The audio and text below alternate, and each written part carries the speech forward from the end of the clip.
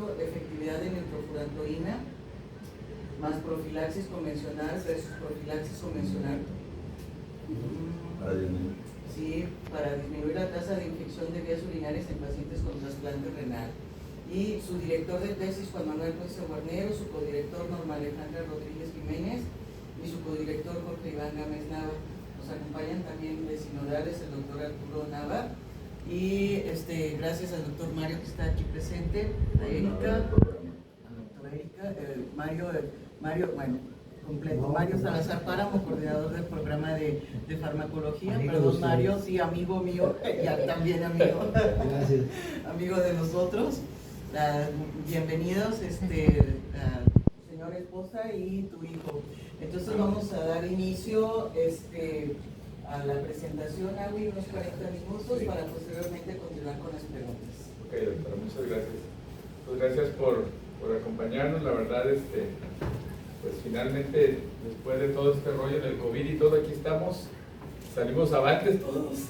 Así que lo más importante es eso. Pues gracias y vamos a empezar. Ahora voy a poner mi cronómetro. Listo.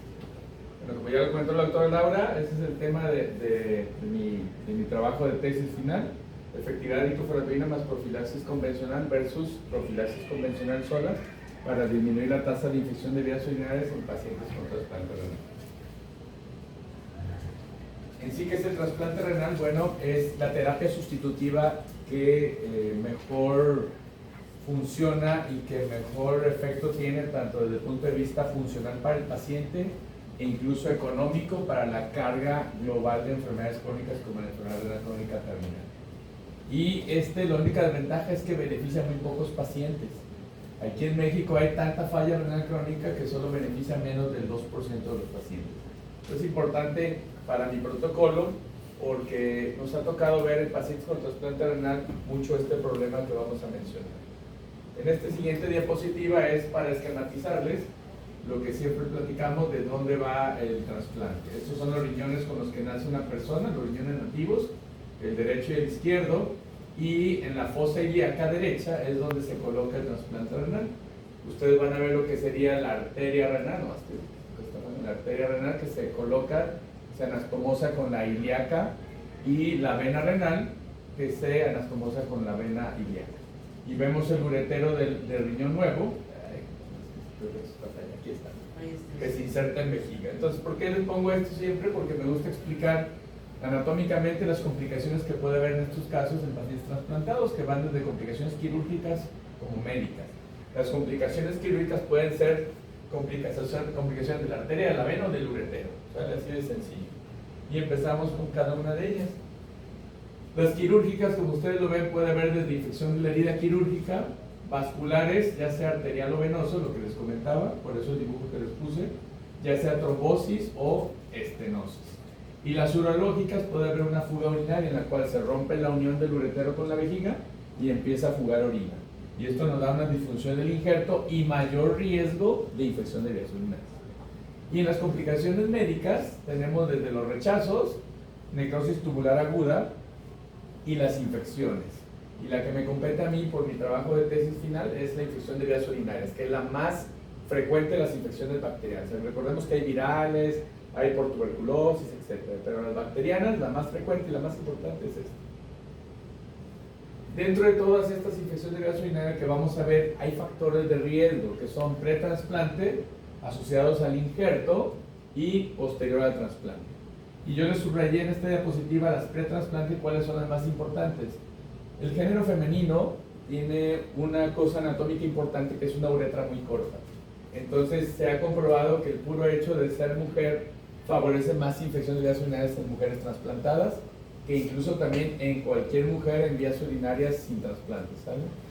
Otros son a mayor edad, mayor riesgo de infección de vías urinarias, y otro, esto que les pongo aquí en vejiga, en desuso. Cuando un paciente hace falla renal crónica, evoluciona a insuficiencia renal crónica terminal que requiere apoyo dialítico o sustitutivo para cubrir la función de los riñones, la vejiga se empieza a atrofiar. Entonces deja de producir orina el riñón, entonces la vejiga no se distiende, no tiene la capacidad esa elástica que normalmente tiene, y eso favorece que se colonice con bacterias.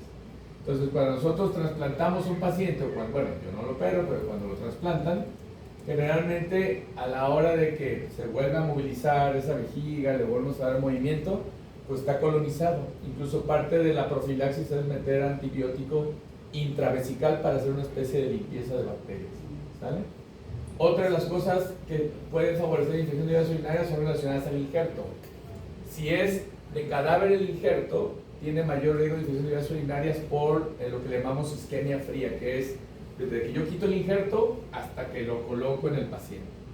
Lo metemos en hielo, se le pone una sustancia para perfundir lo que se llama custodiol. Esta solución también puede estar contaminada y también favorece la infección de vías urinarias. Y en post-trasplante, el catéter ureteral doble J. ¿Por qué se los marqué? Porque este fue muy importante como un criterio de exclusión para mi protocolo, para evitar sesgos, que ahorita lo vamos a ir viendo. Y otros son los inmunosupresores. ¿Qué antecedentes hay en relación a infección de vías urinarias en trasplante renal?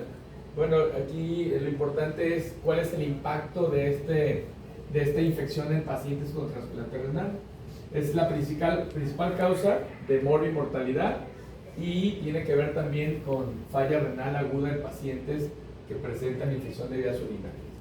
Y hay varios estudios retrospectivos de diferentes poblaciones, por ejemplo este de Abbott, en el cual el aumento de la mortalidad, bueno, a ver si ahí, hay un riesgo relativo de 2.93 y hay un riesgo relativo también de pérdida del injerto. Bueno, creo que no agarra bien, no te he señalado, ¿no? A ver si no hay, 1.85.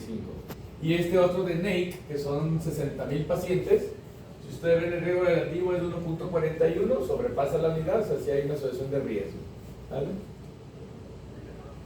¿Cuál es la etiopatogenia entonces de estas infecciones de vías urinarias? Ya vimos que pueden tener impacto en los pacientes con trasplante renal en la morbi-mortalidad y ya vimos que puede asociarse incluso con pérdida del injerto o mortalidad aumentada.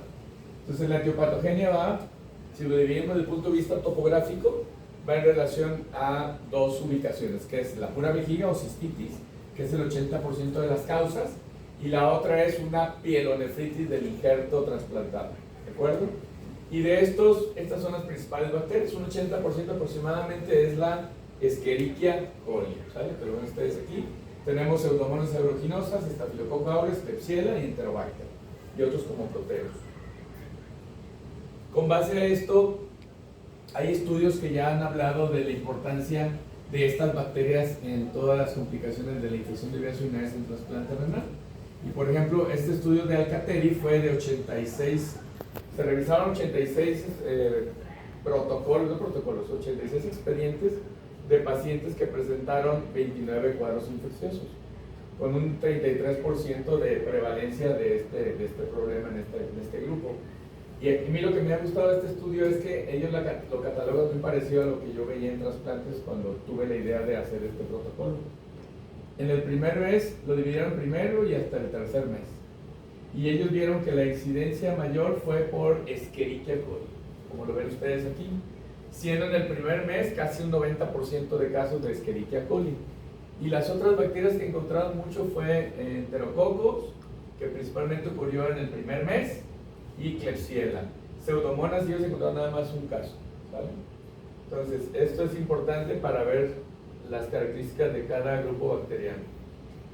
Este es un metaanálisis de 2021 de Shang, en el cual se hizo un análisis en relación a 18 estudios, combinando diferentes métodos de búsqueda, palabras de búsqueda, y en ellos encontraron, por ejemplo, infección de vías urinarias y buscaron gram negativos y gram positivos. Y vean, los gram negativos en trasplante renal es casi un 70%, como lo ven aquí, 69%, y de estos, la Escherichia coli casi la mitad. De los gram negativos, la Escherichia coli es casi la mitad. Entonces, para que vean la importancia, hubo también pseudomonas, pero nada más un 11.3%. Seguimos con este mismo estudio de Shang, este metaanálisis que es muy bueno, en el cual ellos empezaron a valorar las resistencias antimicrobianas para esos gram negativos primero. Y encontraron que para gram negativos, yo se los marqué subrayado, está por ejemplo la ceftriaxona, las quinolonas, la nitrofurantoína. Y de estos, si ustedes se fijan, lo que se utiliza en trasplantes es lo siguiente.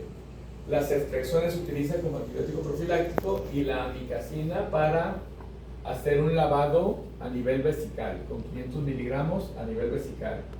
Entonces vean la resistencia, 70% para ceftriaxona, cipro un 57%, y para gram negativos como tal, o sea, para todo el grupo, fueron 41% de nitrofurantoína. Lo que contrasta cuando ya hablamos solamente de E. coli. Cuando hablamos de E. coli, y vemos esta tabla de ese mismo artículo de metaanálisis, para E. coli en infección de vías urinarias en trasplante renal, vean la nitro cómo baja la resistencia, hasta un 19%, como lo ven allá. Y el imipenem, que es la terapia de elección cuando hay Escherichia coli, inductor de beta-lactamasa de espectro extendido, o BLE, vean imipenem 13.2%. Entonces, si pudiéramos a futuro hacer un estudio de costo-efectividad y otras cosas, pues teníamos que valorar ahí, bueno, ahorita lo vemos en perspectiva, pero se tendría que ver esto que es importante. Y vean la resistencia, por ejemplo, para antibióticos que ya son viejitos, como el ácido inalidix, que en algunos lugares todavía se utiliza un 70% de resistencia. Y vean también el Bactrim, el trimethoprim sulfa, 74% de resistencia. Entonces, ¿por qué es importante haber hecho esta tesis y por qué? Porque, bueno, la nitrofurantoína se utiliza en trasplantes, ya tiene unos años que se utiliza incluso en cadavérico, lo están utilizando en protocolo en cadavérico. Y parece que los resultados en cadavérico han sido diferentes porque tienen catéter doble gota. Perdón. Entonces, la nitrofurantoína es un antibiótico que le llaman antibiótico viejo con uso nuevo, o que ha sido como reutilizado. Este siempre se ha utilizado desde años atrás para tratar infección de vías urinarias no complicadas. Por ejemplo, pacientes posmenopáusicas, ¿sale? Es lo que más pasa y es muy frecuente las recidivas. Y esto es muy importante porque su mecanismo de acción ahorita vamos a ver que tiene que ver con el metabolismo de radicales nitrosativos, que son muy hidrofílicos, se pegan a membranas y bloquean 3 procesos principales que los vamos a ver más adelante. ¿Qué actividad tiene la nitrofurantoína? Bueno, gram negativas aerobias y anaerobias, lo que nunca cubrirá, y es una resistencia per se, es proteus, como lo ven arriba, y pseudomonas aeruginosa. Entonces, todo paciente con pseudomonas es resistente a nitro, ¿sale? E. coli lo cubre bien, siempre y cuando no haya resistencia, ahorita vamos a ver por qué. Y hay 3 objetivos que es su mecanismo de acción que ahorita les voy a explicar. Las dosis profilácticas varían, puede ser desde 50 hasta 100 por día. Y que eso se los explico aquí en esta. Esta es la dosis profiláctica, eso lo habíamos platicado en el tutorial final, que qué dosis profilácticas había, que buscáramos si había algo más. Y bueno, se menciona desde 50 hasta 100 miligramos cada 24 horas, es la única dosis profiláctica que hay. Y terapéutica, como platicamos con mi tutor la otra vez, es de 50 a 100 cada 6 horas, dependiendo del tipo de liberación, si es regular. O de 100 miligramos cada 12 horas o hasta cada 8 de liberación lenta, que es otro de los que hay, ¿sale? Esto es parte de lo que agregué, de lo que me comentaron en el tutorial final. Puse lo que son las concentraciones inhibitorias mínimas necesarias para que el antibiótico tenga un mayor efecto ya en las bacterias. Se dice que la susceptibilidad a la nitrofurantoína se alcanza si la concentración inhibitoria mínima de los organismos es de 32 microgramos por mililitro menos. Entonces yo puedo ver un neurocultivo y si le hacen lo que es la CIMO, concentración inhibitoria mínima, yo puedo saber si le va a funcionar o no. Esto es algo extra que me pide el tutorial final ahorita, que me pidieron pues en las observaciones. Y el fármaco generalmente puede alcanzar niveles altos en orina, vean, 200 microgramos por mililitro o más. He ahí el mecanismo de acción que ahorita les voy a explicar, o la importancia de por qué se utilizó para este protocolo. Y la función bactericida es cuando tiene más de 100 microgramos también por mililitro. ¿Cuál es el mecanismo de acción? Lo que ya les explicaba, bueno, ahorita les voy a enseñar un esquema, pero las nitroreductasas actúan sobre la nitrofurantoína formando radicales nitrosativos, ¿vale? Los cuales, lo que les decía, son muy electrofílicos y se unen a 3 procesos, que es bloqueo del ciclo de Krebs y la producción de ATP, bloquean los ribosomas y la síntesis de proteínas y ARN e inhiben la replicación del ADN bacteriano. Y lo vamos a ver en el esquema que está aquí. Es lo que les expliqué en la diapositiva anterior. Estas son las 2 nitroreductasas, la A y la Z, que están perimembranares. Esta es la Escherichia coli, que es el prototipo para este antibiótico. Vemos cómo entra la nitrofurantoína acá arriba. Y al entrar aquí, estos lo que hacen es actúan sobre ella y forman derivados nitro altamente reactivos, bloquean la transcripción o la producción de proteínas, bloquean el ATP del ciclo de Krebs y bloquean la replicación del ADN que les comentaba. Esto favorece la lisis bacteriana. ¿Cuál es la farmacocinética? Aquí lo más importante es en relación a la vía de eliminación. Casi la mitad se elimina sin ningún cambio en la orina. Así como entra, sale. Pero lo importante es que tiene su nivel de acción solamente en vía urinaria baja, que es vejiga y parte de la uretra, pero principalmente en vejiga. Entonces, siendo la causa principal de infección de vías urinarias en trasplante renal la cistitis, pues es un mecanismo que suena muy interesante para este protocolo o esta tesis. La absorción es hasta 80% por vía oral, que es muy buena, y se absorbe mejor con alimentos y por la noche. Y esto disminuye los efectos adversos en los pacientes como náuseas, vómitos, etc. Tiene una alta unión a proteínas hasta un 90%, que eso a futuro tenemos que ver en pacientes hipoluminémicos, porque cada vez se trasplantan pacientes mayores de 60 años incluso, y con lo que le llaman criterios extendidos. La vida media es corta, por lo tal, digo, es un efecto que pudiera uno pensar casi similar a algo tópico, pero no sé si es el término correcto. Digamos que actúa en vía urinaria baja. ¿Cuáles son los efectos adversos reportados principalmente? Se los puse en amarillo, los más importantes, que es trastorno del sistema inmunológico, que es prurito, fiebre, calofríos, artralgias, que es del 1 a menos del 10%, trastorno del sistema nervioso central como mareos, igual de 1 a menos del 10%, y gastrointestinales de 1 a menos del 10%, que serían náuseas, vómitos, diarrea, dolor abdominal. Puede haber trastornos hepatobiliares como hepatitis colestática, pero este es muy raro. Y pulmonares, que en algunos se menciona estos, por ejemplo, una neumopatía aguda. Hay pacientes que en lo primero me ha tocado ver que hacen desarrollo de una neumopatía cuando toman años nitrofurantoína, ¿sale? ¿Cuál es la justificación para mi estudio? Bueno, la alta prevalencia que hay de enfermedad renal crónica. Esto conlleva a terapias sustitutivas de diálisis, hemodiálisis y el trasplante renal, que es el objetivo de mi tesis. Y que este trasplante renal, siendo el tratamiento sustitutivo de elección, no esté exento de complicaciones. Y que esto, una de las causas más frecuentes es la infección de vías urinarias. Esta infección de vías urinarias aumenta la morbimortalidad y mortalidad de los pacientes y puede favorecer una falla renal aguda o una disfunción del injerto renal. Y esto aumenta la mortalidad y aumento de la estancia intrahospitalaria y los costos. Y también se ha comprobado que los pacientes que no reciben terapia profiláctica antimicrobiana tienen 60-80% de probabilidades de desarrollar una infección de vías urinarias en los primeros 3 meses de post-trasplante. Y puede haber hasta un 40% de recidivas, es decir, casi la mitad vuelve a presentar la infección. Y la ventaja de la nitrofurantoína es que su actividad principal es en vejiga, siendo la cistitis el principal cuadro topográfico de esta infección de vías urinarias. Además, hay información de terapéutica en trasplante, pero no de profilaxis. Esa es una de las grandes ventajas. ¿Cuál es mi pregunta de investigación?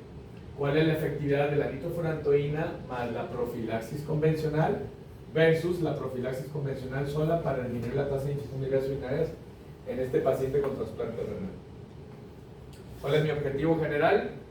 Evaluar la efectividad de esta nitrofurantoína más la profilaxis versus la profilaxis convencional sola en trasplante renal para disminuir la infección de vías urinarias.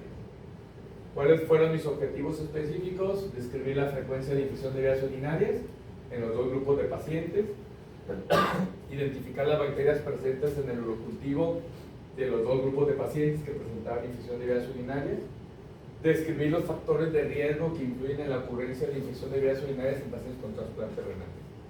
Y los otros dos objetivos es evaluar las complicaciones asociadas a la presencia de infección de vías urinarias en los dos grupos de pacientes y describir los efectos que se presentaron en los dos grupos de pacientes asociados al tratamiento. ¿Cuáles fueron mi hipótesis? Bueno, mi hipótesis alterna es la adición de nitrofurantoína a la profilaxis convencional es superior a la profilaxis convencional sola para disminuir la tasa de infección de vías urinarias en pacientes trasplantados de riñón.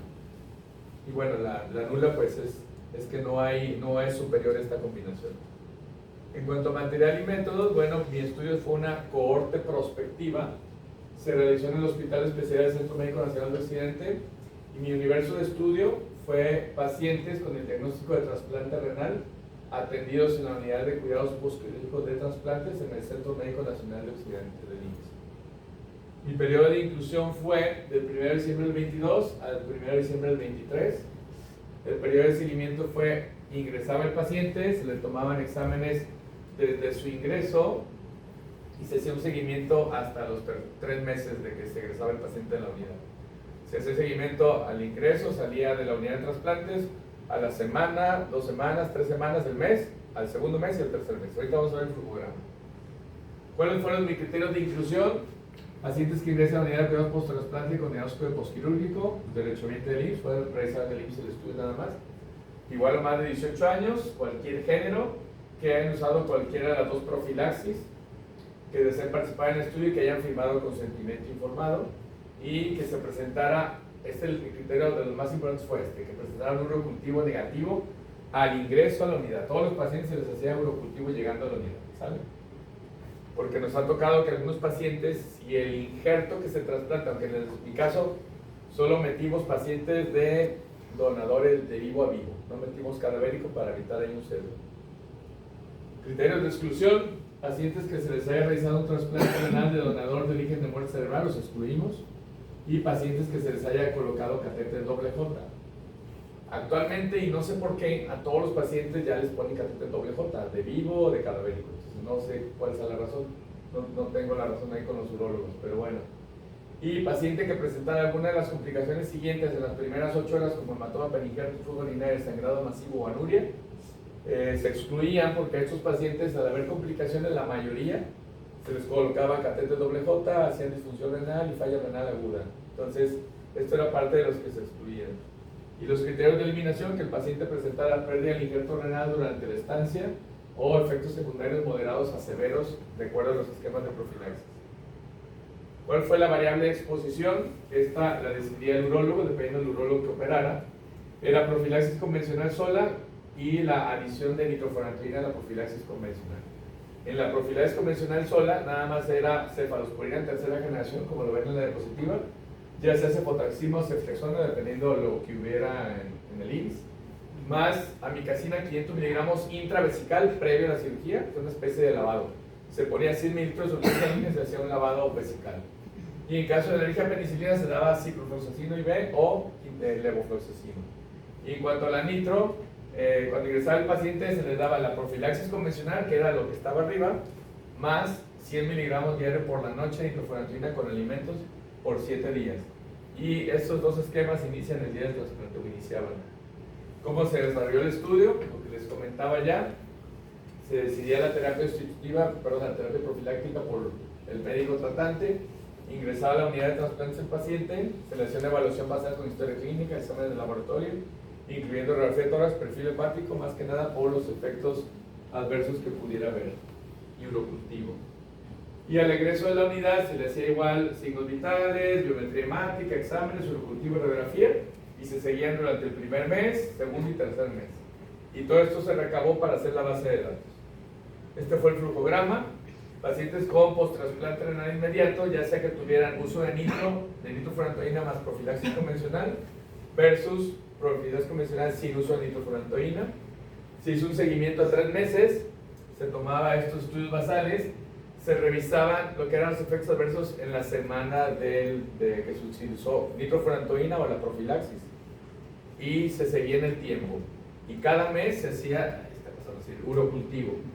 Todo con el objetivo de disminuir la tasa de infecciones urinarias. Creo que no. Mira, es la pila, ¿no? Entonces, este es el flujograma que utilizamos. Estas fueron mis variables: tipo de esquema de profilaxis, resultado cultivo, antibiograma, efectos adversos, y la independiente fue el tipo de profilaxis, que era nitrofurantoína más profilaxis versus profilaxis convencional, y resultado cultivo fue la dependiente junto con el antibiograma y efectos adversos. Y el resto de operación de variables fue sexo, edad, uso de timoglobulina como un factor de riesgo para infecciones urinarias, duración de la terapia sustitutiva previa al trasplante. Gracias, maestro. Ándale, muchas gracias. Bueno, está igual, creo que es la pila. Y el uso de inmunoglobulina o diabetes como uno de los factores de riesgo. ¿Cuál fue mi tamaño de muestra? Bueno, el tamaño de muestra, la idea fue tratar de obtener una diferencia a un tamaño del efecto del 10% por lo menos.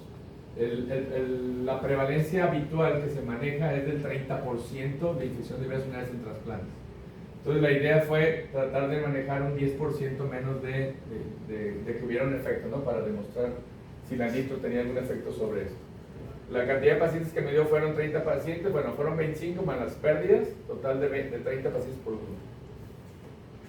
Análisis estadísticos, bueno, las variables cuantitativas se expresaron en medidas de desviación estándar, las cualitativas, frecuencias y porcentajes, y utilizamos algo muy importante que fue el log rank, que ahorita lo van a ver, que esto es muy importante para ver la incidencia acumulada de las infecciones de vías urinarias con el tiempo de seguimiento. Y el valor de significancia fue de P menor de 0.05, igual. Los recursos, bueno, el hospital de especialidades no se lo expliqué al inicio, pero bueno, ya lo escucharon en otros seminarios o en otros tutoriales. Es el lugar que más trasplanta a nivel nacional. Tenemos una gran prevalencia de la enfermedad aquí en Jalisco, mucho en jóvenes por la zona del río, ¿cómo se llama? ¿Panacatlán? Ajá, del río Santiago, es correcto, por los metales pesados y las fábricas, y lo que se asocia. Entonces, hay un gran equipo de trabajo, entonces se realizó sin problemas el protocolo. En cuanto al financiamiento, si esto hubiera sido en otro lugar, pues hubiéramos gastado en promedio 175,000 para realizar el estudio. Esto fue calculado por si se hubiera comprado el medicamento, ¿sale? Que sería, todo esto lo tuvo el IMSS, solo lo que nosotros pagamos fue la publicación de la revista. En cuanto a las consideraciones éticas, pues fue una investigación por riesgo mayor al mínimo, por lo tanto requirió consentimiento bajo información, ¿sale? Explicándole riesgos y beneficios al paciente. No hubo ningún conflicto de interés y siempre preservando la confidencialidad. Este fue el cronograma en el cual pues, nos extendimos y terminamos el 24, pero pudimos a publicarlo en septiembre, el 3 de septiembre del 24 se publicó el artículo. Estos son los resultados. Las características clínicas, muy homogéneos los grupos. La única diferencia que hubo, se los puse en amarillo, que fue enfermedad renal crónica, el diagnóstico en años. Y si ustedes se fijan, los pacientes con profilaxis convencional tenían mayor cantidad de años de enfermedad renal crónica comparado con los que utilizaban nitrofurantoína. Y esto dio una P significativa menor de 0.05. Pero los grupos son muy homogéneos, esa es una gran ventaja. Igual aquí también son más características clínicas, en las cuales, por ejemplo, quisimos buscar si había otras que pudieran ser diferentes. La terapia sustitutiva fue muy similar, 0.6 de la P. Si era donar vivo relacionado o no relacionado, porque cuando son vivos no relacionados, es que el primo, que el ahijado, que el padrino, que dice, no, es que yo le voy a dar riñón a mi padrino, ¿va? Y ya luego el ahijado ya tiene casa después y toda la cosa. Bueno, dicen. Es el entenado. Ándale, el entenado.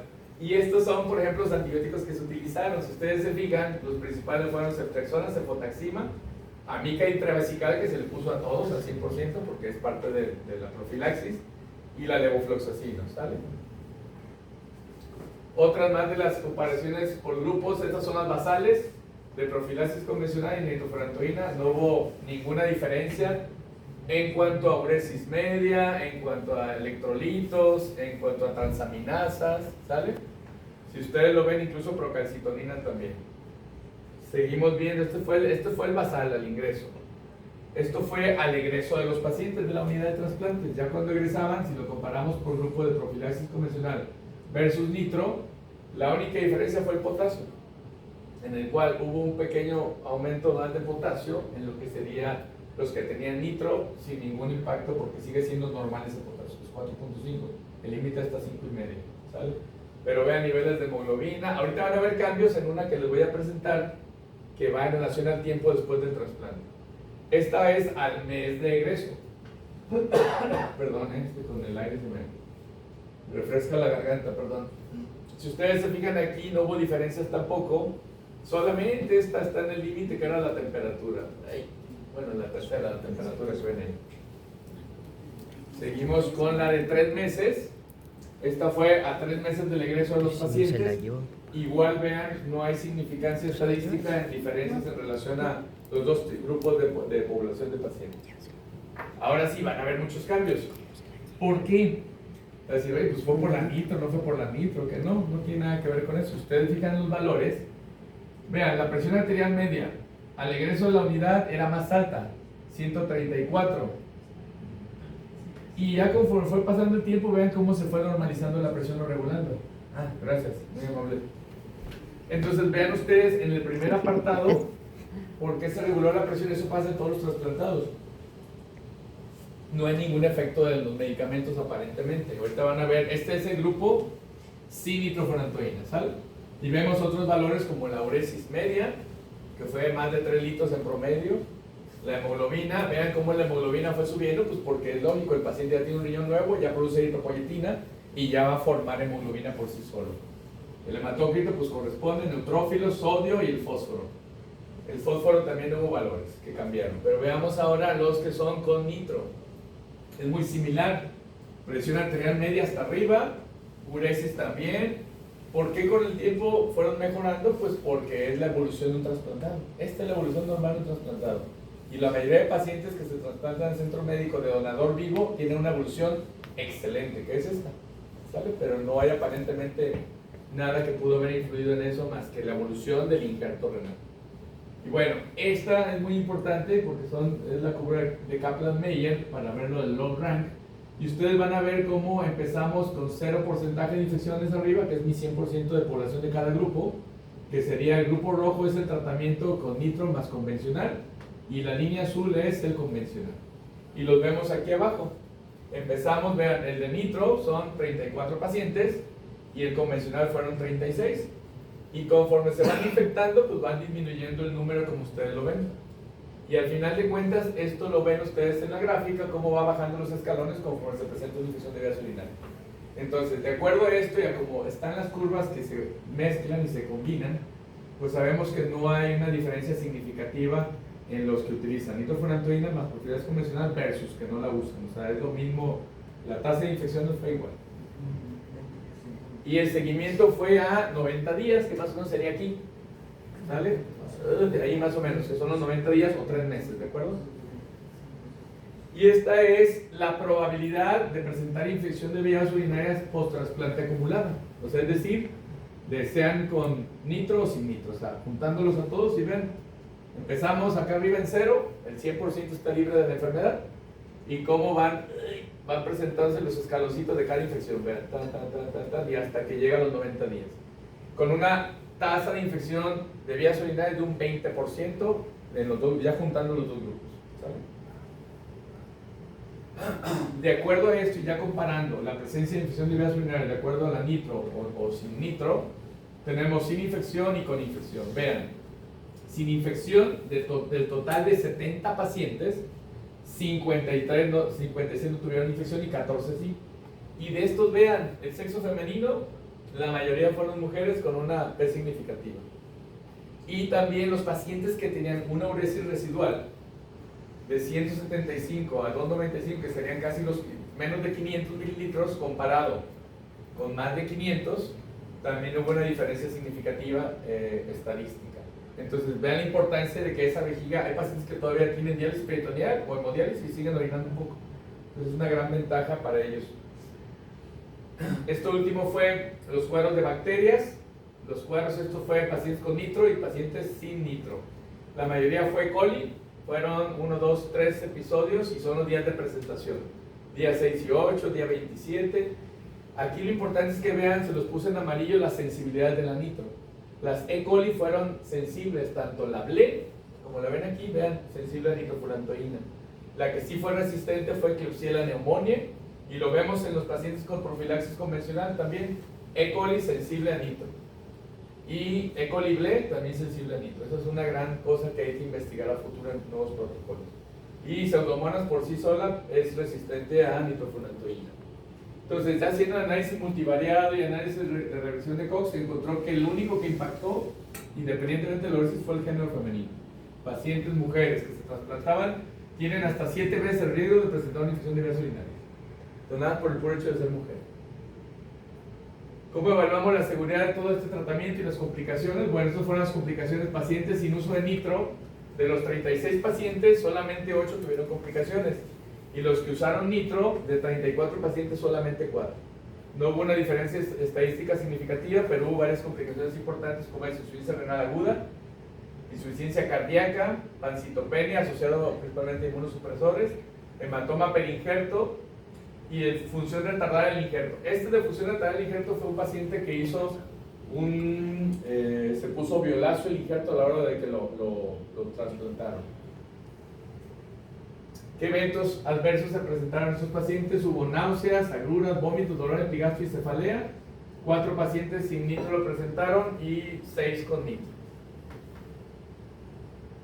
¿Cuál es mi discusión en relación a esto? Bueno, la nitrofurantoína pues en nuestro estudio no mostró ningún efecto en relación adicional a la profilaxis habitual, y que las tasas de infecciones que se presentaron fue acumulativa máximo fue del 20%. Esto es importante por lo que les voy a comentar en relación a la siguiente diapositiva, que es la resistencia.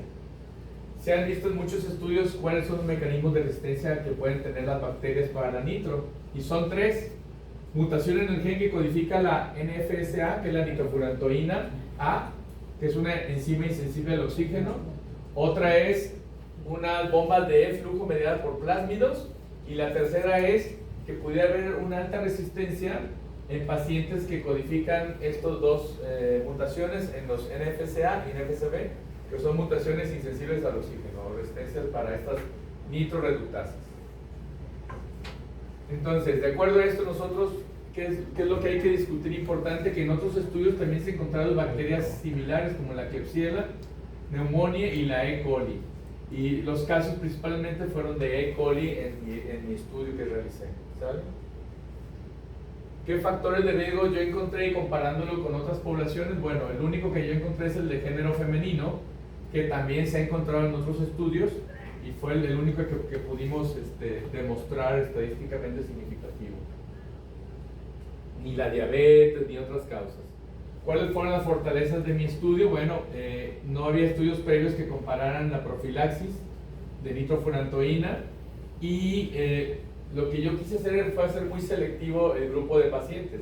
Alguna vez en los seminarios platicábamos y siempre decían, hubieran metido ya el de cadáver y hubieran metido cadáver para aumentar la población.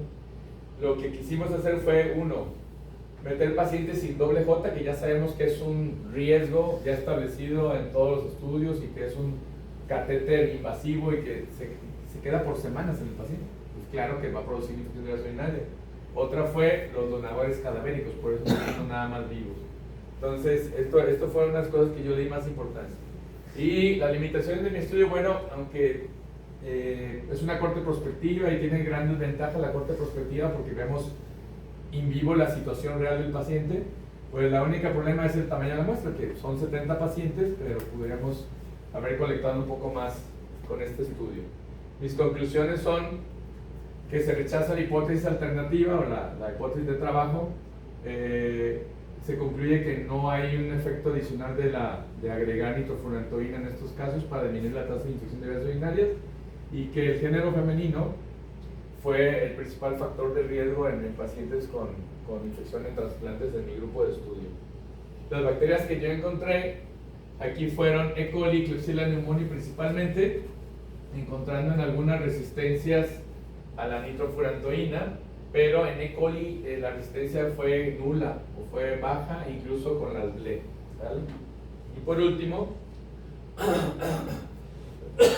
perdón, ya vamos a terminar.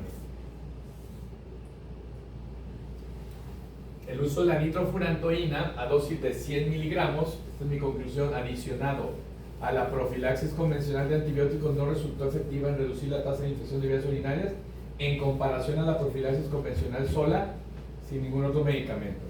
No obstante, es importante que ningún paciente empeoró con este medicamento, ¿sabes? Digo, son dosis bajas y esto probablemente pudo haber tenido efecto en el estudio. ¿Y cuáles son mis perspectivas? ¿Qué hay que hacer en un futuro? ¿Qué es lo que yo veo más adelante? Bueno, realizar protocolos en pacientes que consideren trasplante renal cadavérico, que es lo que platicamos antes, y que por ende se les haya colocado doble J. Ahorita le digo que están utilizando doble J en todos los pacientes, entonces el universo de trabajo va a ser muchísimo. Entonces se puede abordar vivos y cadavéricos. Entonces esta es la gran ventaja. Y valorar la realización también de ensayos clínicos que incluyan nitrofurantoína terapéutica con un carbapenémico, por ejemplo con tratamientos establecidos como meropenem, que lo que comentaba con el doctor Nava, hay interacción en el cual la nitrofurantoína aumenta los niveles séricos de meropenémicos, todos los carbapenémicos. Entonces esto ayudaría a lo mejor tener más efecto, nomás cuidar la toxicidad. Y mi última perspectiva es evaluar estudios de profilaxis con nitrofurantoína con subgrupos de diferentes dosis. Que lo que yo encontré fueron 50 y 100 miligramos nada más como profilaxis. Los productos obtenidos durante mi doctorado son los siguientes, nada más los voy a mencionar rápido por el tiempo. Este es el artículo y fue publicado el 3 de septiembre de 2024. Este es otro donde colaboramos, aquí estamos, de metotrexate con antiinflamatorio y factores de riesgo, y de vitamina C también aquí estamos de cotutores. También presentación de carteles en congresos de reumatología, por ahí estoy, hasta allá a la orilla. Y aquí está otro de los que se presentaron, y también aquí en el foro de investigación aquí en el CUCS, tanto mi protocolo como otro de los carteles. Y de profesor, pues también algunas conferencias de COVID, aprovechando que fue la pandemia y que nos tocó ir, pues nos invitaron a esta y a esta de bioquímica con la doctora Mercedes. Y este otro de pronación y paciente crítico con COVID. Y clases en el IMSS de neumología y evaluar tesis y artículos. Y congresos de medicina interna y de terapia intensiva. Y es todo de mi parte. Muy bien. Bueno, gracias doctor Raúl por la presentación. Antes de dar la palabra a los directores y sinodales, le quisiera dar la palabra al doctor Mario Salazar Páramo, coordinador del doctorado, por si tiene algo. No, nada en particular, ha sido una brillante exposición, creo que quedó claro y el tema es por demás interesante. Una presentación que no deja lugar a dudas del papel que juega el trasplante en nuestra época, pero sobre todo estos intentos de que se mejore la sobrevida y sobre todo que vaya caminando bien el trasplante con la profilaxis y las terapias convencionales en la prevención de la infección de vías urinarias. Nada que agregar, una magnífica exposición. Enhorabuena al doctorado. Muy bien, muchas gracias doctor Mario Salazar. Entonces damos paso al doctor sinodal, el doctor Arturo Nava, por favor. Gracias. Bueno, lo primero felicitarte, Edwin, porque hay muchas cosas que les habían comentado en culturales pasados, en seminarios, y todas las cumpliste. De hecho, me llamó la atención porque estaba hablando con la doctora Laura de que justo te iba a preguntar sobre los genes de resistencia. Sí, ya sabía. Aparecieron ahí. Ya sabía, maestro, ya me quedas a preguntar. Que le habías preguntado de Sí, que le había preguntado. No, pues por eso puse todo lo que me hicieron de observación, y que si no, así me van. Entonces eso pues de agradecerte, y además de ser un trabajo muy interesante, como agregando lo que decía el doctor Mario, es un trabajo prioritario. Dentro de los hospitales la parte de la resistencia es algo prioritario que se debe de considerar, ¿no? Hay cosas, yo creo que si le vuelvo a dar la vuelta vuelves a encontrar otra cosa, sí, otra cosa. Pero sí me llamó la atención respecto a los microorganismos. Fíjate que en el caso de los que tienes con nitrofurantoína, por ahí sale una Klebsiella que es resistente a nitro, Sí. ¿no? A esos pacientes que ya tenían la infección, ya tenían la nitrofurantoína, resultó resistente, ¿cuál fue el desenlace de esos casos? Son dos a lo que veo, dos de Klebsiella. Lo que pasa es que creo que ya con ellos, con el cultivo, a todos se les dio carbapenémico, casi todos acaban con carbapenémico. Y ya cuando se hizo... retiraron la nitro y continuó con... No, es que la nitro se dio profiláctica por parte del urólogo. Cuando el paciente, no me acuerdo en qué día fue, ahí lo tienes más. Aquí está, ¿qué día fue? 7 y 9. Por ejemplo, este es de los 7 días, van a exponer la casa. El de los 7 días... La tabla 10. Ajá, ¿la 10? Sí. Ahí va. Ahí te va. Sí, más bien para saber cuál fue el desenlace con Aquí esos. está. Ajá. El de Klebsiella, a ver. Por ejemplo, en estos, al final de cuentas, acabamos a los 7 días, que es cuando el paciente se egresa, entre el quinto y séptimo día se egresaba de trasplantes, se hace seguimiento y se hizo. Entonces, con ellos, algunos regresaban por la infección de vías urinarias. Entonces, cuando regresan, ya el residente ya sabía, entonces lo captábamos y se le iniciaba carbapenémico. así, porque ya sabemos la alta. Directo. Sí, directo carapléjico. Entonces a todos la mayoría les iba bien. Solo las complicaciones que yo puse ahí, algunas como falla renal aguda y todo eso, que se presentaron en algunos pacientes con infección. Pues. Entonces lo interesante es que todos acabamos en carbapenem. Sí, porque esa cepa sí está de miedo, mira, porque es resistente a Sí, sí. también y A sulfas que también, o sea, pisulbactam, que es un buen antibiótico, ¿no? Entonces eso es lo interesante de este conglomerado pues, de las bacterias. No, y otra cosa que también sería interesante es ver por qué coli no es resistente. Sí. Aunque sean tres, aunque sea No, un sí. extendido, habría que ver qué pasa ahí. Porque eso es una ventaja para el clínico. Pues la nitro, Saber sí, que claro, la que la nitro nitro tiene alta sensibilidad con la E. coli de ahí del hospital. Porque ya que pues tiene que ser la flora local, ¿no? En cada hospital tenemos que tomarlas con. Claro. Y bueno, las preguntas como de cajón que Ajá, hacen en no. los exámenes de grado solo para preguntarte, ¿no? ¿Qué hubieras cambiado de tu trabajo si tuvieras la oportunidad de regresar? Pues yo creo que le hubiera hecho caso a mis tutores, hubiera metido cadavéricos para aumentar tanto la cantidad de pacientes y yo sabía que el factor del doble J, el cadavérico, que a todos los de cadavéricos se les ponía doble J en ese tiempo. Entonces yo sabía que me iba a aumentar la tasa de infección, entonces iba a haber a lo mejor más impacto en los números y mayor posibilidad de demostrar que el efecto que hubiera si fuera a una diferencia significativa establecida, ¿no? Que no fuera al azar o alguna otra cosa. O sea, la verdad yo creo que eso es lo que hubiera hecho. Pero bueno, a veces uno es medio terco, ¿verdad? Pues sí, pero bueno, es el inicio, ¿no? De qué más sigue después de posgrado. Sí, pero sí, en varios tutoriales ahí platicamos de esa posibilidad. Y bueno, tú como clínico, ¿qué te deja este trabajo y cuál crees que sea la trascendencia? Porque esto es el inicio probablemente de toda una línea de investigación. Lo que estamos haciendo nosotros ya es, nosotros le dejamos nitro a la mayoría de pacientes ya. O sea, nosotros ya empíricamente sabe el paciente y nitro. Y si es mujer, ya nitro, o sea, ya es lo que estábamos haciendo nosotros empíricamente. Y eso porque yo les presenté el estudio y dije, miren, aquí está. Entonces, cualquier mujer que entre trasplantada ya hay que dejar nitro profiláctico y ver si eso influye en un futuro. ¿Y cómo escalarías a llegar a más? Porque eso es solo a nivel de la unidad. Pues hay que presentarles lo que hemos platicado de sesión general y hablar con los servicios, presentar recomendaciones, porque uno presenta recomendaciones, ¿no? Porque justo ahí es donde trasciende, ¿no? Un trabajo de posgrado Sí. que inició como una tesis. Y El luego impacto una que puedes publicación, tener en y hasta la. dónde lo Exacto. escalas, ¿no? Sí. Y bueno, pues felicitarte, Rui, la verdad es que ha sido muy grato escucharte todos estos años de evolución del trabajo, de cómo fue madurando y de lo que nos presentas ahora. Gracias, doctor. Entonces, pues enhorabuena. Gracias, doctor Arturo. Gracias. Bueno, gracias doctor Arturo Nava. Entonces me voy a tomar la palabra, Sí, doctora, dado que adelante. no soy del cuerpo de directores y codirectores. Primero pues felicitarte por la adecuada presentación, muy buena y siguiendo el hilo pues nos explicaste desde cómo es las infecciones de vías urinarias, los antecedentes y terminando pues con tus conclusiones, que ahí y uno de los comentarios va a ser hacia ahorita. Entonces te felicito también por los productos que tienes, obviamente que es lo que se espera en el doctorado, que participes en varias publicaciones, que trabajes pues dentro de los congresos y obviamente que des comunicación de tus resultados.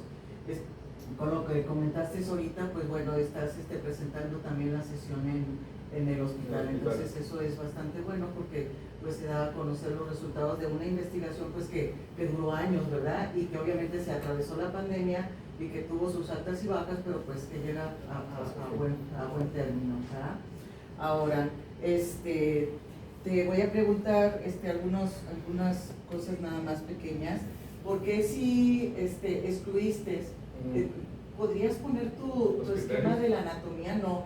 Quisiera que me explicaras, sí, en el dibujo, cómo es lo del catéter J, doble claro. J, sí. Porque tú dices que tú lo excluiste. ¿Por qué lo excluiste? Dentro de tus criterios de exclusión está ahí excluir lo del catéter doble J.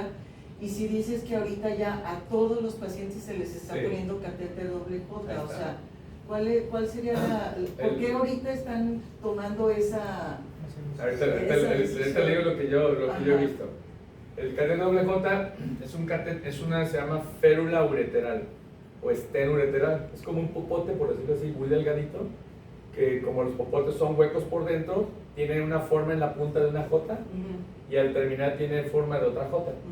Y ahí el término de doble J, llega de cuenta que uno va aquí, en el riñón, una J, va por el uretero y la otra J queda en la vejiga para anclarse. Es como dos anclas. Sí. Porque ha pasado que si no lo colocan bien, pueden perforar la vejiga o la unión urétero-vesical. ¿Para qué ponen ese catéter? Esa es la mejor pregunta, doctora. La idea de ese catéter es cuando uno anastomosa el uretero a la vejiga, hay factores que pueden favorecer la ruptura de esa anastomosis. Si el paciente, por ejemplo, si el paciente es un paciente de 60 o más años, la vejiga está muy friable a veces. Entonces, a la hora que anastomosa, desde ahí el urólogo nos dice cuando se entrega a los pacientes, ¿sabes qué? Le puse doble J porque la vejiga estaba muy friable. Y entonces el pendiente es que se rompa la anastomosis. Entonces, el catéter doble J es un estén ureteral, es un popote que permite que pase la orina por ahí. Y entonces asegura que llegue la orina hasta acá. Sí. Y le da tiempo a que aquí pegue. Exactamente, que es. Y ahora, porque lo que usted me pregunta, ¿por qué ahora lo están usando todos? Todo va más hacia demandas. Hay mucho rollo ahí administrativo en relación a demandas. Pero aún, sí, a demandas, pero aún así sí tiene su cuestión lógica de que permite cicatrización de la vejiga, ¿no? E impide complicaciones post-quirúrgicas. Como la fuga de la orina, Así es. Sí, Porque o sangrados también, yo creo que hematomas, ¿no? Lo que pasa es que cuando hay un hematoma, esa es otra complicación importante, por eso yo excluí los hematomas como criterio de exclusión, porque cuando hay sangrado aquí, por ejemplo, supongamos que se rompe la unión aquí, de la vena, porque si se rompe la arteria se nos dan muertos, incluso en el baño pacientes, porque sangran y, o sea, si no lo reaniman rápido se mueren. Aquí esto, si se rompe la vena, que es de los más comunes, hacen un hematoma que puede comprimir aquí, entonces comprime uretero. ¿Y qué va a pasar con esos pacientes? El uretero al estar presionado hace isquemia. Sí. Y al no tener oxigenación adecuada, pues se van a cruzar. Y con el catéter doble J. Ajá, y entonces ya todo lo que hacen, entonces Uro ya pone a todos doble J. Sí, desde el año pasado, a todos doble J. Claro. Pero ¿cuál es la bronca? Que todos regresan con infecciones urinarias a las 2 semanas. Ajá. Entonces todos están regresando. Ok, perfecto. Están regresando. Porque el principal factor de riesgo post-trasplante es el catéter ureteral. Allá está arriba, mire. ¿Y qué porcentaje realmente lo necesitan? Le digo lo que decía un urólogo ahí de los buenos. De 10 pacientes, 1 o 2 nada más. 10 o 20%. Sí, pero un 20% es importante porque imagínate un trasplante. Sí, pero ahora renal. el 100%. Pero ya incluyendo los cadavéricos, como parte de esos 10. Que póngale de 20, vamos a 20 pacientes. De 20 pacientes son 2 de cadáver y 18 de vivo a vivo. Esos 2 de cadáver, por la isquemia que puede sufrir el uretero, Sí. es que hay cuenta, cuando uno quita el injerto, quita vena, arteria y uretero. Entonces uno lo mete, lo perfunde con custodiol, que es la solución de perfusión, que es balanceada, tiene electrolitos y todo ese rollo. Lo mete el hielo y si usted deja pasar más de 12 horas para conectar al paciente, aumenta el riesgo de isquemia del uretero, de la arteria, de la vena y del riñón.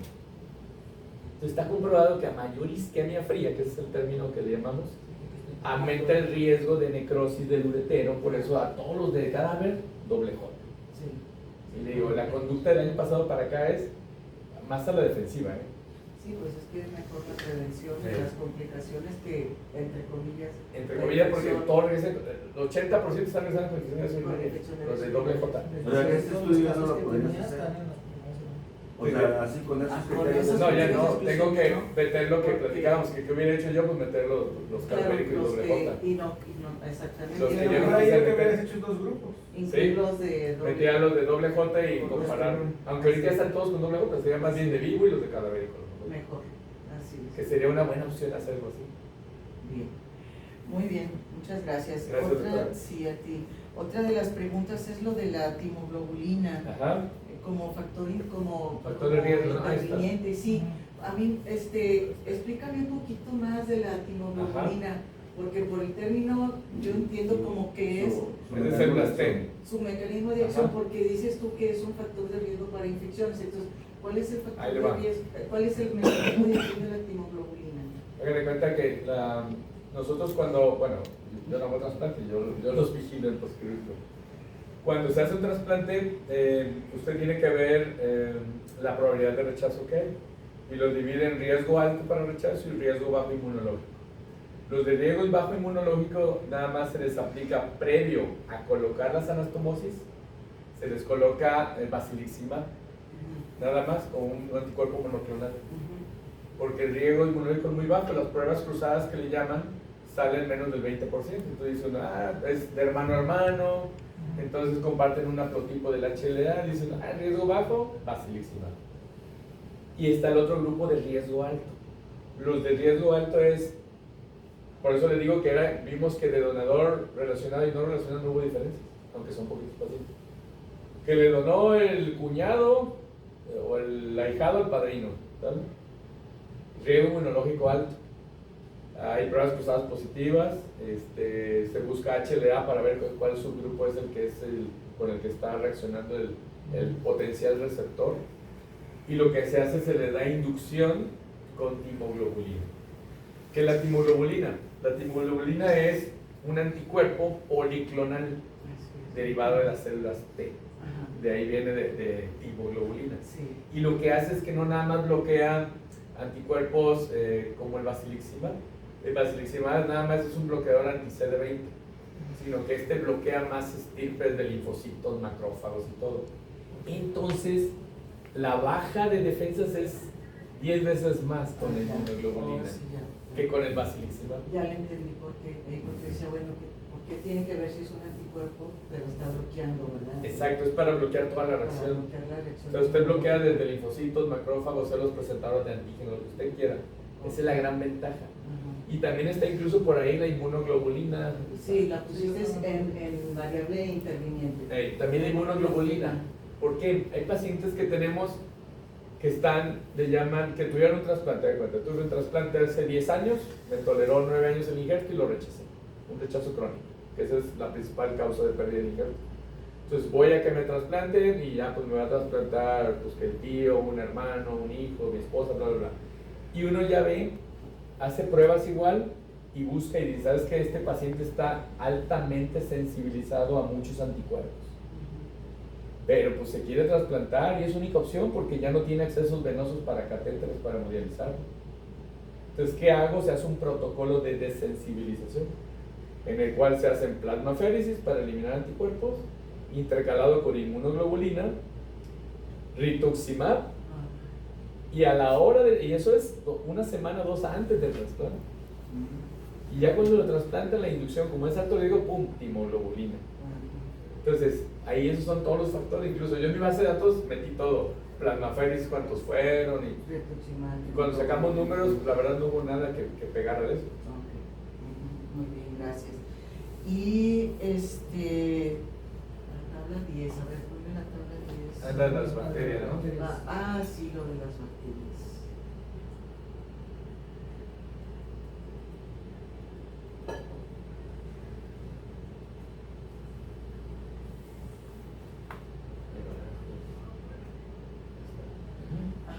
Estaba en relación, obviamente no encontraste tu hipótesis alterna, obviamente la estás negando, no hubo diferencias, y esa va en relación a esto, o sea, la mayoría de las bacterias tienen sensibilidad a la nitrofurantoína. Sí.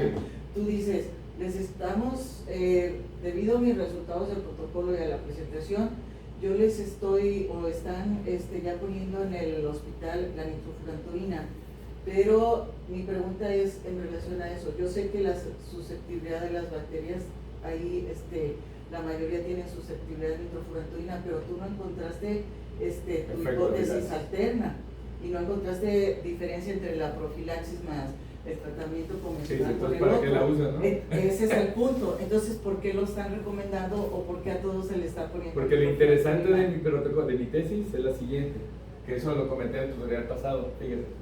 Lo interesante es que la mayoría de infecciones se presentaban después de los 7 días.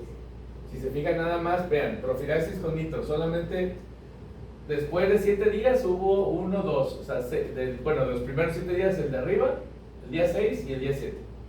Los demás, son pocos casos, pues la verdad tenemos que aumentar mucho la muestra para valorar esa diferencia. día 8, día 27, día 90, día 15 y día 30. En los que no usaron, solamente hubo 2 que fueron en la primera semana. Los demás son después de... Sí, pero entonces la respuesta cuál es, o sea, ¿por qué si tu hipótesis alterna no se probó, entonces por qué se está recomendando a todos la nitrofurantoína?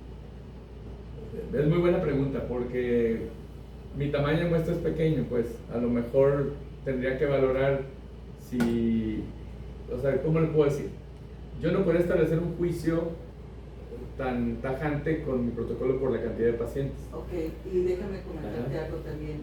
¿Cuántos días le diste de nitrofurantoína? Fueron 7 días. Ok, yo creo que ahí ese es uno de los puntos más importantes que podrías tener como defensa para que se estuviera recomendando la nitrofurantoína. Tú dices que los pacientes regresan ¿a cuánto tiempo con infección después? Después a las 2 semanas, Okay. después de 7 Entonces, días. el punto ahí sería muy adecuado que la recomendación de la nitrofurantoína, porque tú le hiciste en periodo corto de tiempo, Mejor 7 días alargar. nada más, alargar, dar la nitrofurantoína 2 o 3 semanas.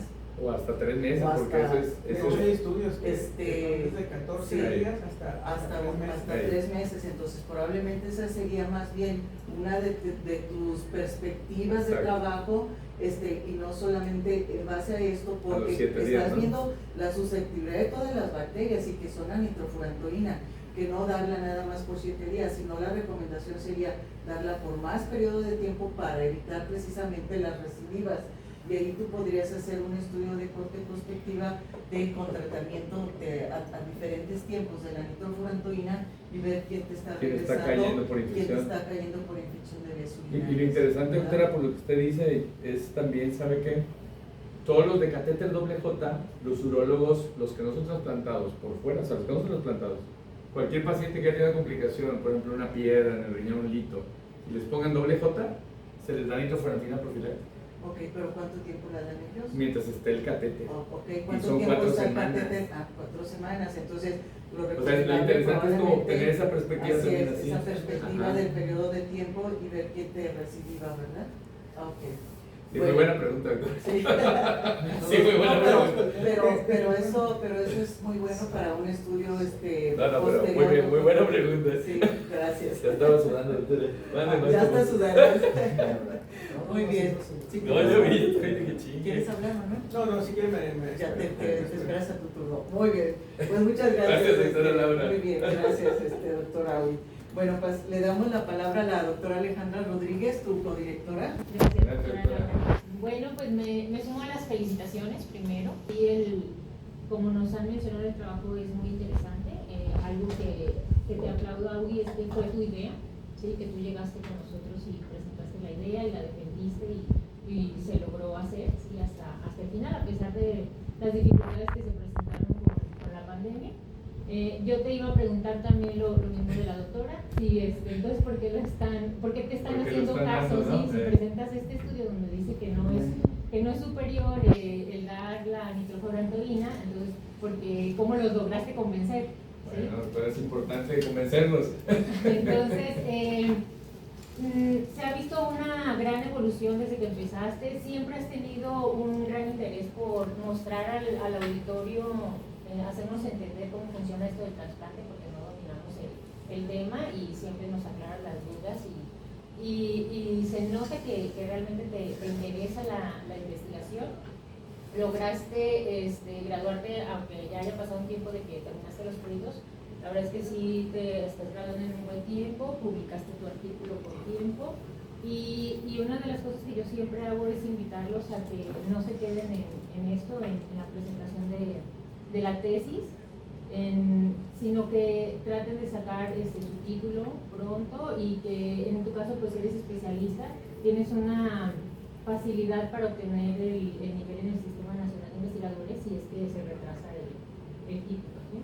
Entonces, invitarte a que sigas mostrando estas inquietudes que surgen, sobre todo porque tú estás en un área donde estás en contacto con los pacientes y es una gran oportunidad para que surjan ideas, hipótesis, que las puedas presentar a nosotros, que sabes que te podemos ayudar para que se lleve a cabo la investigación. Y pues eso, que en cuanto salga la convocatoria para el Sistema Nacional de Investigadores, que participes, porque creo que cuentas Gracias, doctora Alejandra. Muy bien. Muy amable. Muy bien, doctora Alejandra Rodríguez, le damos la palabra a tu otro codirector, el doctor Jorge Iván García. Hola, buenas tardes. Buen día. Bueno, yo tengo comentarios favorables hacia lo que tú has desarrollado, te felicito. La realidad es que tienes un muy buen desarrollo dentro del doctorado.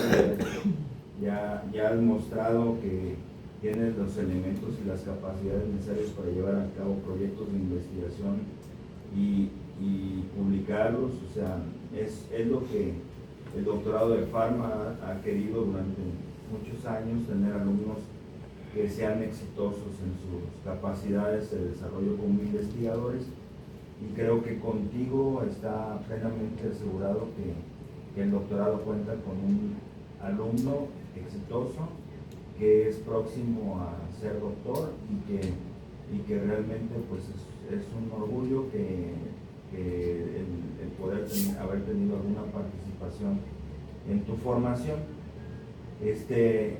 Del proyecto pues ya se ha dicho mucho. La realidad es que tú tienes un proyecto que ha sido ya publicado con resultados negativos para tu hipótesis, pero es un proyecto valioso a pesar de los resultados negativos. Ahora, es importante también que te enfoques a tus líneas de investigación con nuevos proyectos si quieres ser investigador. ¿Qué te transforma en investigador? Primero, el reconocimiento como investigador. Si quieres tener un reconocimiento como investigador, el único válido a nivel nacional es el Sistema Nacional de Investigadores. Eso es evidente que si quieres ser investigador tienes que entrar al sistema. El segundo punto que te hace un investigador es tener un grupo de trabajo sólido. Si tú no tienes un grupo de trabajo sólido, no vas a ser un buen investigador. ¿Sí me explico? Sí. El tercero es la lealtad a tus principios de investigación. Si tú no eres leal a tus principios de investigación, por más que seas un exitoso investigador, y los vemos a diario en la universidad, fuera de la universidad, a nivel internacional, gente que no tiene principios no es un buen investigador y las cosas van a caer por su propio peso. Por eso yo te conmino, uno, a que examines la necesidad de ser parte del mundo. Dos, a que sigas trabajando con tu grupo de trabajo, el doctor Manuel, la doctora Alejandra, los demás, los que has trabajado, a que hagas nuevos grupos ahí en tu centro médico, donde trabajas, en la universidad, a que te expandas, y tercero, a que sigas principios. Y esos principios los debes de tener todo el tiempo reforzados. Por eso, aún pues yo sabiendo que así es, que tienes todas las capacidades y que tienes esos principios, solo me queda por felicitarte. Muchas gracias. Gracias, doctor Iván, por sus palabras. Muchas gracias. Muy bien, gracias doctor Iván. Entonces le damos la palabra a tu director de tesis, el doctor Juan Manuel Ponce Guarniz. Gracias, doctor. Antes que nada, pues felicitarte, Agui. El crecimiento que tuviste fue sustancial en relación a tu ingreso. Cuando fuiste invitado por el doctor Sergio y por tu servidor al doctorado en farmacología, yo recuerdo que tenías más inquietudes que perspectivas. Actualmente tus perspectivas crecieron. Conoces otra etapa, otras situaciones. Esto te ha abierto puertas, ¿no? Entonces, definitivamente, pues invitarte a seguir en el mismo camino, avanzando, difundiendo tus resultados. En el centro médico podrías difundirlos en alguna sesión, esto para que genere interés en tus mismos residentes. Y en estos residentes, pues también invitarlos a que se vengan ahora de este lado, ¿no? Cuando terminen su residencia, y que finalmente sigas creciendo el grupo de trabajo, ¿no? Me uno a lo que decía el doctor Iván. Lo más importante aquí es que trates de ingresar al Sistema Nacional de Investigadores, pero que también sigas contribuyendo con un grupo fuerte de trabajo, donde se puede seguir trabajando en conjunto. Tanto tú tienes pacientes, tú tienes residentes que pueden coadyuvar en una base de datos, y finalmente pues fortalecerlo con este grupo de investigación que está consolidado, ¿no? Definitivamente mucho de tu trabajo ha sido como con gran capacidad en relación a que empezaste, y yo me acuerdo que el trabajo así como que al principio estabas muy dudoso, finalmente lo lograste, y en esta parte de tu trabajo, pues finalmente lo más interesante son las publicaciones que se lograron. ¿Sí? Tienes 3 publicaciones, con esto cumple los requisitos para entrar al Sistema Nacional de Investigadores como un candidato, pero pues la idea no es que te quedes ahí, ¿no? La idea es que sigas creciendo y que sigas contribuyendo. Bien interesante y bien importante estos resultados regresando a tu trabajo en relación a lo que mencionabas, ¿no? Probablemente hay algunas otras áreas de oportunidad que se pueden trabajar. Yo revisaba algunos artículos ayer y, por ejemplo, hay trabajos donde la nitrofurantoína se usa profilaxis antes del evento quirúrgico, ¿sí? Durante el evento quirúrgico y posterior, y sí, yo revisaba ayer que hasta 3 meses es cuando están estos estudios. Y la tasa de infecciones disminuye precisamente cuando la nitrofurantoína se utiliza antes del evento quirúrgico, durante el evento quirúrgico y posterior, ¿no? Entonces, pues esa podría ser otra extensión de tu trabajo, ¿no? Y pues sí, totalmente publicable, totalmente interesante. Nada que sumar a esto, nada más. Revísalo, tienes algunos errores de ortografía ahí, que ya sabes que soy medio picky. Aquí el Spanglish abajo, miran la abreviatura, y luego causada o portugués, entonces sí tienes varias cosillas ahí que noté, pero sí te invito a que le difundas tu trabajo, para que por ahí algún otro residente retome tu trabajo y entonces a la larga salga otra publicación donde hasta sea dirigido por ti, ¿no? Entonces sí es interesante y felicidades, pues un logro más y a seguir contribuyendo en esto, ¿no? Gracias, doctor. Muy bien.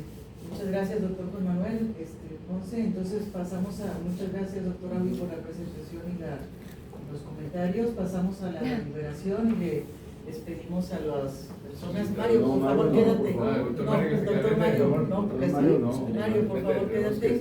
Si nos permite la deliberación. No, Mario, por favor.